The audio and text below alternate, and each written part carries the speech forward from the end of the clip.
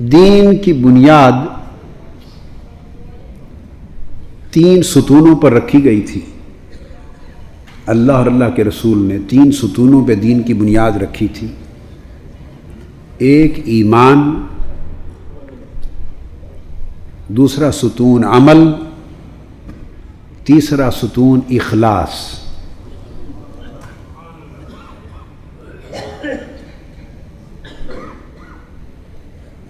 ایمان سے عقیدہ وجود میں آتا ہے، وہ بھی بے شمار شکوک و شبہات کی نظر ہو گیا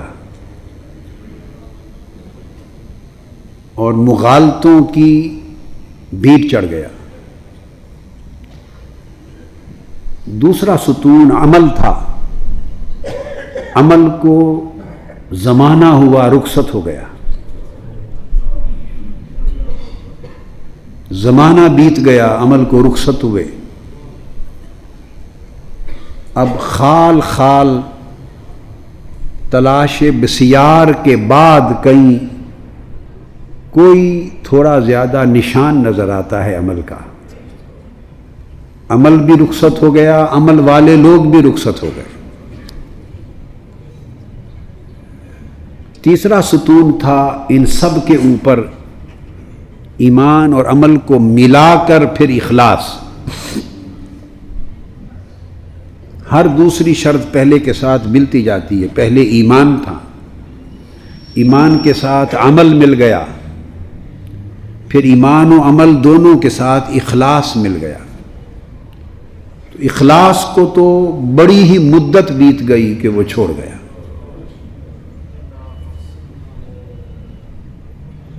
جب اخلاص بھی رخصت ہو جائے، عمل صالح بھی رخصت ہو جائے،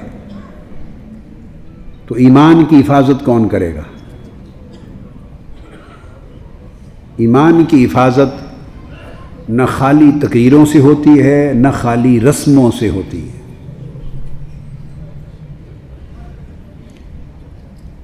سو اسم اور رسم 2 چیزیں بچ گئیں۔ اسم اور رسم، نام اور رواج، 2 چیزیں بچ گئیں۔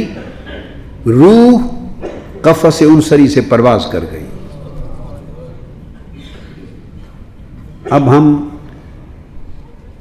تصوف کی، ولایت کی، طریقت کی، سلوک کی، حتیٰ کہ مسلک کی بھی ایک مردہ لاش لیے پھرتے ہیں جو چھلنی ہے اپنوں اور پرایوں سب کے تیروں سے، چھلنی ہے، وہ لاش لیے پھرتے ہیں۔ اور وہ روح جو اس کو زندہ رکھتی تھی، جس کا نام تصوف تھا، تزکیہ تھا، احسان تھا، سلوک تھا، طریقت تھا، معرفت تھا، حقیقت تھا، وہ رخصت ہو گیا جیسے کسی انسان کے جسم سے روح پرواز کر جاتی ہے۔ مقدمے کے 2 فریق ہیں۔ ایک طرف تو منکرین ہیں جو تصوف کو مانتے نہیں، سو ان کا ایک اپنا مقدمہ، ایک اپنا دعویٰ، ایک اپنا بیان، مضمون ہے جو میرے نزدیک غلط فہمیوں پر مبنی ہے۔ چونکہ وہ تصوف اور سلوک کے طالب علم نہیں، تو جس مضمون کا کوئی طالب علم نہ ہو اس مضمون سے کما حقہ وہ واقف نہیں ہوتا۔ غیر بن کر دور سے کسی مضمون کی حقیقت کو سمجھا نہیں جا سکتا۔ ایک آدمی اگر فزکس کا پروفیسر ہے اور وہ کیمسٹری کے کسی پہلو پر تنقید کرے، طعن کرے، اور خیال یہ ہو کہ میں فزکس کا پروفیسر ہوں، تو وہ فزکس کا پروفیسر ہوگا، مگر کیمسٹری کے موضوع پر وہ اتھارٹی نہیں ہے۔ ایک آدمی کیمسٹری کے سبجیکٹ کا ماہر ہو، اس زام میں میتھمیٹیکل کسی فارمولا کو رد کرے، میتھمیٹکس کو، تو اس کی بات قبول نہیں کی جائے گی کہ وہ میتھمیٹکس کا آدمی نہیں ہے۔ اس کی نگاہ میتھمیٹکس پر اتنی نہیں جتنی ایک میتھمیٹیشین کی ہوگی۔ ایک آدمی ایک میتھمیٹکس کا پروفیسر ہے اور وہ میڈیکل سائنس کے کسی پہلو کا انکار کرے تو اس کی بات میں وہ وزن نہیں ہوگا۔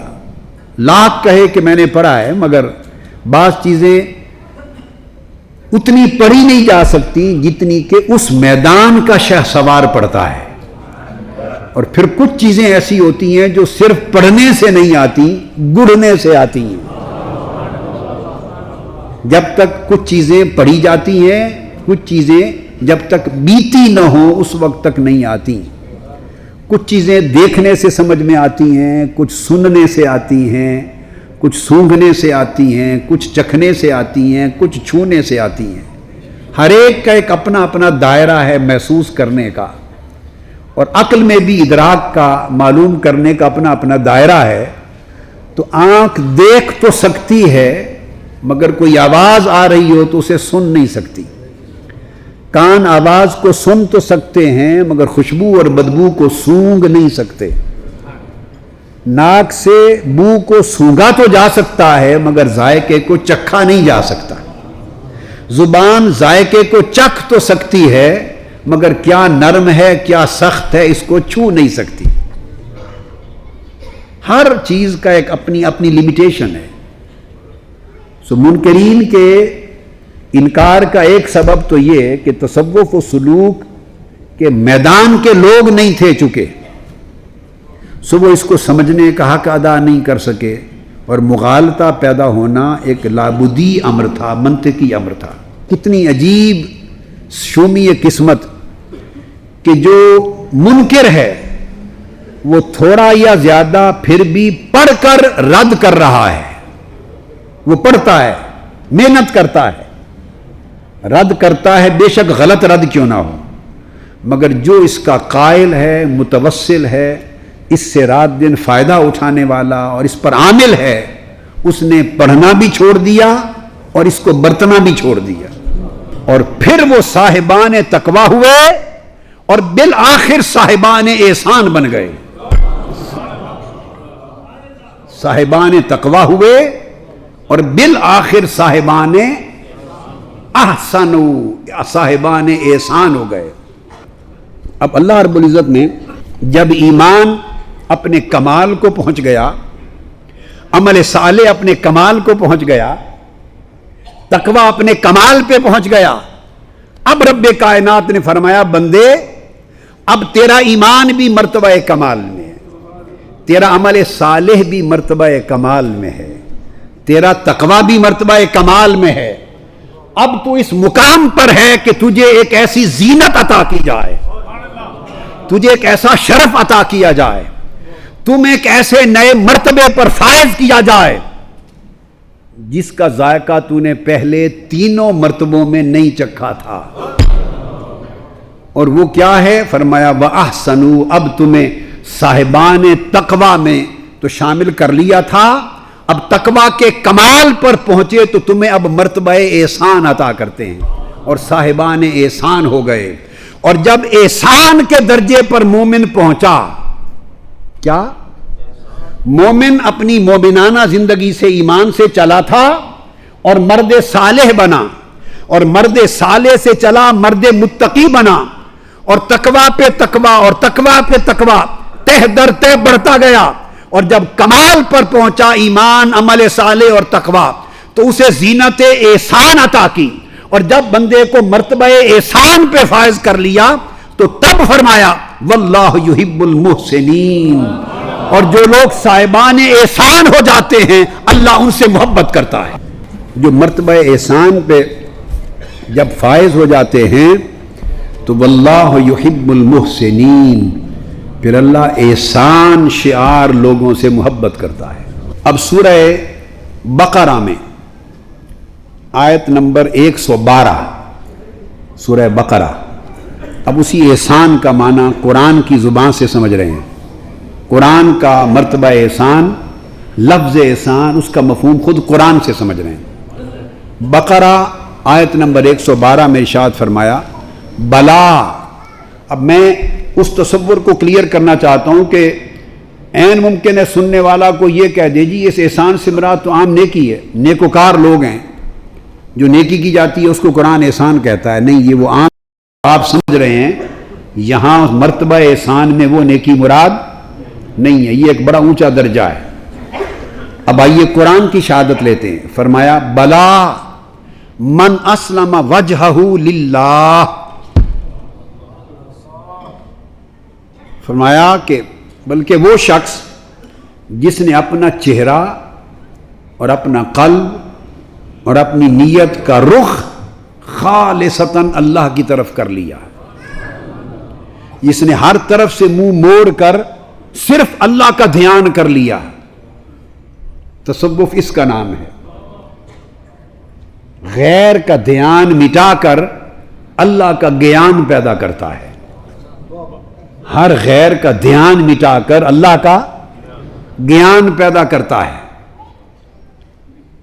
فرمایا کہ جس نے اپنا رخ ہر سمت سے پھیر کر اللہ کے لیے خالص کر لیا، وَهُوَ مُحْسِنٌ، اور اس طرح خالص کر لیا کہ وہ درجہ احسان پر فائز ہو گیا، صاحب احسان ہو گیا،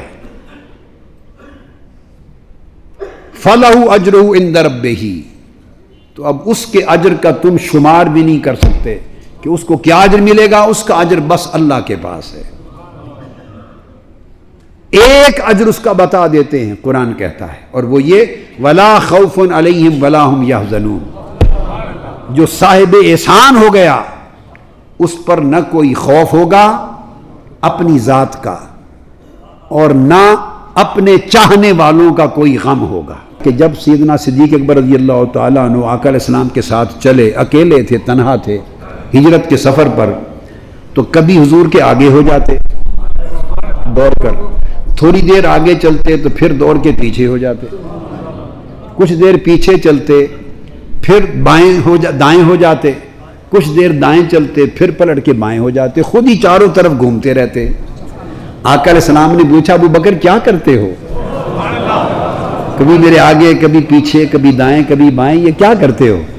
عرض کیا یا رسول اللہ میں ہوں تنہا، جب مجھے یہ ذہن میں خیال آتا ہے کہ کوئی دشمن آپ کا سامنے سے آ جائے گا تو دوڑ کے اس اپنے خیال کی وجہ سے، اس دھیان کی وجہ سے آپ کے آگے آ جاتا ہوں کہ کوئی آگے سے حملہ کرے تو آپ کی ذات بچ جائے، مجھ پر حملہ ہو۔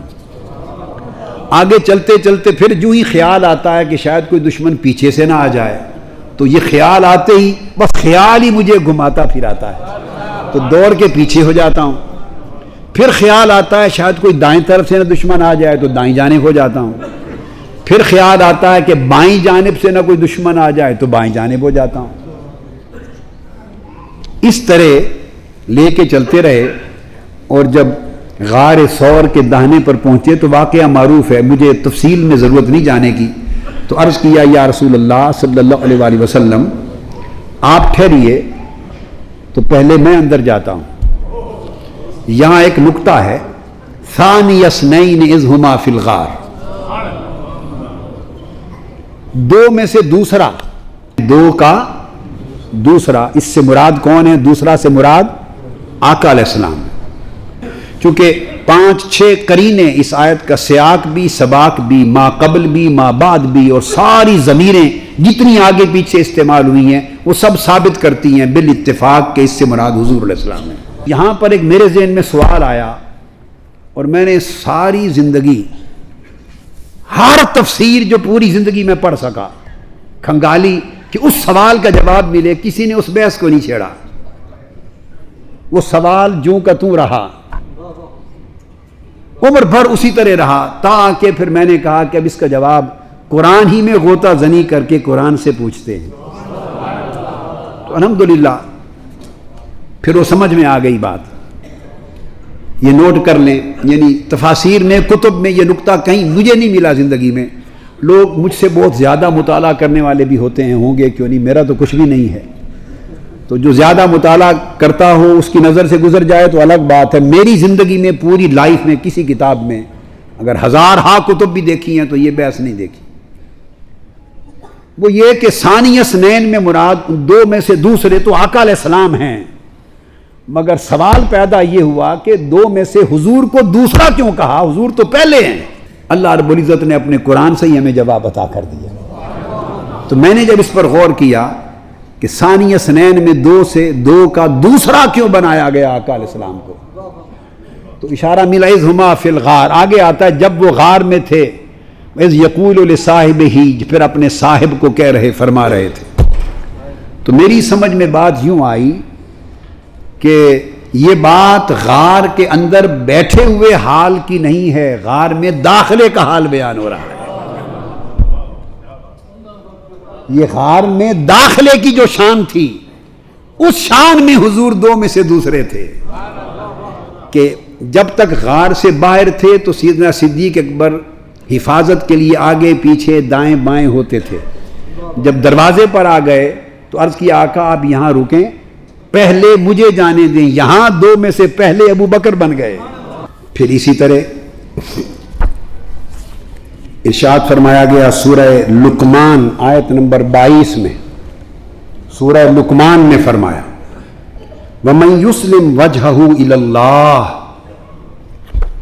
یہ تصوف کے اشارات ہیں. کبھی صوفیاء بات کرتے ہیں توجہ للہ کی، کبھی بات کرتے ہیں توجہ الی اللہ کی. اور جو لوگ اس میدان کے مسافر نہیں، وہ ان پر اعتراضات کرتے ہیں، ان کے اشارات پر بھی، کہ الی اللہ کیا ہوتا ہے اور للہ کیا ہوتا ہے، یہ فرق کیوں کیے جاتے ہیں. یہ سب اشارات قرآن کی زبان میں ہیں. وہاں فرمایا وَمَنْ أَسْلَمَ وَجْهَهُ لِلَّهِ وَهُوَ مُحْسِنٌ، جو اللہ کے لیے اپنی توجہ خالص کر لے اور صاحب احسان ہو. یہاں سورہ لقمان میں ارشاد فرمایا وَمَنْ يُسْلِمْ وَجْهَهُ إِلَى اللَّهِ، جو اللہ کی طرف اپنی توجہ کو خالص کر دے. وَهُوَ مُحْسِنٌ، اور وہ صاحب احسان ہو. فَقَدِ اسْتَمْسَكَ بِالْعُرْوَةِ الْوُثْقَىٰ. آپ اندازہ کیجئے کہ اس نے پختہ اللہ تبارک و تعالیٰ کا دامن تھام لیا، پختہ رسی کو تھام لیا. تو قرآن مجید نے اس طرح احسان کا معنی ہر جگہ، عام نیکی کا نہیں، مرتبہ احسان اور اس خاص درجے کی زبان میں کیا. سورہ عنکبوت کو پڑھیے، آیت نمبر 69، آخری آیت ہے سورہ عنکبوت کی. ارشاد فرمایا والذین جاہدوا فینا لَنَهْدِيَنَّهُمْ سُبُلَنَا وَإِنَّ اللَّهَ لَمَعَ الْمُحْسِنِينَ. جو لوگ، اب وہاں تھا توجہ للہ، پھر تھا توجہ الاللہ، اب فرمایا وَالَّذِينَ جَاهَدُوا فِينَا، توجہ اور مجاہدہ فی اللہ. یہی زبان تو صوفیاء نے بولی ہے. جو لوگ ہمارے اندر مجاہدہ کرتے ہیں، توجہ فی سبیلنا نہیں کہا، ہماری راہ میں مجاہدہ کرتے ہیں نہیں کہا. فرمایا والذین جاہدوا فینا، جو ہم میں مجاہدہ کرتے ہیں. وہاں فرمایا تھا من اسلم وجہہ للہ، توجہ للہ کی خالصیت تھی، وَهُوَ مُحْسِنٌ مرتبہ احسان میں. پھر فرمایا وَمَن يُسْلِمْ وَجْهَهُ إِلَى اللَّهِ، توجہ اللہ میں خالصیت ہے مرتبہ احسان میں، وہ محسن. یہاں فرمایا والذین جاہدوا فینا، توجہ فی اللہ، تعلق فی اللہ، مجاہدہ فی اللہ. لنہدینہم سبلنا، ہم ان پر اپنے سارے راستے کھول دیتے ہیں. وَإِنَّ اللَّهَ لَمَعَ الْمُحْسِنِينَ. اب آپ اندازہ کریں، احسان سے مراد عام نیکیاں نہیں ہیں، عام درجے کی نیکی. احسان سے مراد وہ مرتبہ ہے جو مجاہدہ فی اللہ کے بعد فتوحات ہوتی ہیں. جاہدوا فینا لنہدینہم سبلنا، جو لوگ ہماری ذات میں مجاہدہ کرتے ہیں، ہماری ذات میں اپنے نفس کا محاسبہ کرتے ہیں، پھر مراقبہ کرتے ہیں، پھر مجاہدہ کرتے ہیں. جو لوگ ہم میں مجاہدہ کرتے ہیں، لنہدینہم سبلنا، ہم اپنے مشاہدے کے سارے راستے ان پر کھول دیتے ہیں. شریعت تو تھی، میں نے کہا نا تصوف کا مقدمہ پیش ہو رہا ہے. شریعت تو تھی، لِكُلٍّ جَعَلْنَا مِنْكُمْ شِرْعَةً وَمِنْهَاجًا، اور پھر شریعت من الامر، اللہ نے شریعت دی، عطا کی. مگر بعض لوگ یہ ان کی سمجھ میں نہیں آتا کہ یہ طریقت کہاں سے نکال لی. تو اہل طریقت نے، اہل تصوف، اہل احسان نے کوئی چیز قرآن اور سنت سے باہر سے نہیں نکالی. طریقت بھی قرآن سے نکالی، یہ اصطلاح بھی قرآن میں ہے. یہ الگ بات ہے کہ اس اصطلاح کے لیے بھی اہل طریقت یا اہل سنت نے اس جو اگلی آیت کوٹ کر رہا ہوں پہلی آیت کی طرح اس آیت سے کبھی استدلال اور استشہاد نہیں کیا. یہ آیت توجہ سے محروم رہی، توجہ سے محروم رہی، مگر ہے سب کچھ قرآن میں. تو طریقت بھی باہر سے نہیں آئی، قرآن سے آئی. سورہ جن یاد کر لیجئے، سورہ جن کی آیت نمبر 11 سے لے کر آیت نمبر 17 تک ایک پورا مضمون ہے. آیت نمبر 11 سے لے کر آیت نمبر 17 تک ایک مضمون ہے. تو آیت نمبر 11 کے الفاظ سنیے. اور یہ جو جنات مومن ہو گئے تھے، آقا علیہ السلام پر ایمان لائے تھے، جنات ایمان لانے کے بعد صحابی ہو گئے. جو جنات حضور پر ایمان لائے صلی اللہ علیہ وآلہ وسلم اور صحابہ ہو گئے اور تبلیغ کرنے لگے اپنے قبائل میں. اب ان جنات کا قول اللہ رب العزت نے اپنی کتاب قرآن میں بیان کیا ہے اور فرمایا، توجہ سے لفظ سنیے، وَأَنَّا مِنَّا الصَّالِحُونَ. وہ کہتے ہیں کہ یہ کہ ہم میں سے بھی کچھ صالحین ہیں، صرف آپ ہی میں نہیں، ہم میں سے بھی کچھ صالحین ہیں. جنات میں اولیاء بھی ہوتے ہیں، ہم میں سے بھی کچھ صالحین ہیں. وَمِنَّا دُونَ ذَلِكَ. اور کچھ برے لوگ بھی ہیں جیسے انسانوں میں ہوتے ہیں، ہمارے یہاں برے بھی ہیں اور اچھے اور صالحین بھی ہیں. اور آگے کُنَّا طَرَائِقَ قِدَدًا. اور ہمارے بھی مختلف طرق ہیں، ہمارے مختلف طریقے ہیں جن پر ہم چلتے ہیں. یہ قرآن کی آیت یاد کر لیں، 11 سورہ الجن. وَكُنَّا طَرَائِقَ قِدَدًا. اور ہمارے بھی مختلف طرق ہیں، مختلف طریقے ہیں جن پر چلتے ہیں. قرآن کی سند ہو گئی طرق پر، الگ الگ طریقوں پر. یہ بیان آیت نمبر 11 سے شروع کر کے آیت نمبر 16 پر آگے آیا. اسی سورہ الجن کی آیت نمبر 16. یہ بیان تھا جنات صالحین کا کہ ہم میں صالحین بھی ہیں اور ہم مختلف طرق پر، ہمارے مختلف طریقے ہیں، ان پر چلتے ہیں. یہ ان کا بیان تھا. اب اللہ رب العزت جواب دے رہے ہیں، بڑی توجہ سے سنیے. اب جواب اللہ رب العزت کی بارگاہ سے آ رہا ہے. آیت نمبر 16. تو اللہ پاک فرماتے ہیں وَأَلَّوِ اسْتَقَامُوا عَلَى الطَّرِيقَةِ لَأَسْقَيْنَاهُمْ مَاءً غَدَقًا. فرمایا، اور یہ وحی بھی آقا علیہ السلام نے فرمایا کہ یہ وحی بھی میرے پاس آئی ہے اور اللہ نے فرمایا ہے کہ اگر وہ طریقت پر قائم رہے. یہ قرآن ہے، میں نے تو کوئی آیت نہیں گھڑ لی. دیکھ میں تو صرف پڑھ کے سنا رہا ہوں، آیت تو نہیں نہ بنا لی، آیت تو نہیں نہ بنا لی، پڑھ کے سنا رہا ہوں. سورہ جن آیت نمبر 16. فرمایا وَأَلَّوِ اسْتَقَامُوا عَلَى الطَّرِيقَةِ عَلَى الطَّرِيقَةِ لَأَسْقَيْنَاهُمْ مَاءً غَدَقًا. طریقت بھی قرآن سے سن لو اور اہل طریقت کو صلہ کیا ملتا ہے یہ بھی سن لو. فرمایا آقا نے کہ یہ وحی بھی میرے پاس آئی ہے کہ اگر وہ طریقت پر قائم رہتے، راہ حق پر، طریق ذکر الہی پر، اگر طریقت پر قائم رہے اور قائم رہتے تو کیا کرتے؟ لَأَسْقَيْنَاهُمْ مَاءً غَدَقًا. تو ہم انہیں بہت سے پانی کے ساتھ سیراب کر دیتے.